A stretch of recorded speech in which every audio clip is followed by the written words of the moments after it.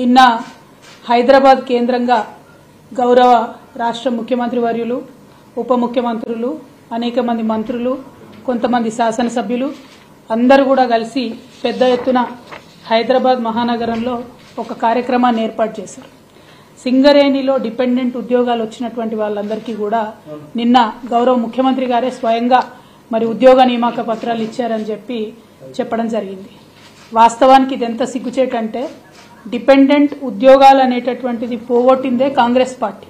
INTUC అని Congress party యొక్క trade union ఏదైతే ఉంటుందో వాళ్ళ సంతకాలతోని, ఏఐటీయూసీ సంతకాలతోని, తెలుగుదేశం పార్టీ ట్రేడ్ యూనియన్ సంతకాలతోని జాతీయ రాష్ట్రీయ ట్రేడ్ యూనియన్లు అన్నీ కలిపి ఆనాడు డిపెండెంట్ ఉద్యోగాలను పోడగొట్టినాయి. పోడగొడితే కేసీఆర్ గారు వచ్చి డిపెండెంట్ ఉద్యోగాలు ఇచ్చి 20,000 నియామకాలు జరపడం జరిగింది.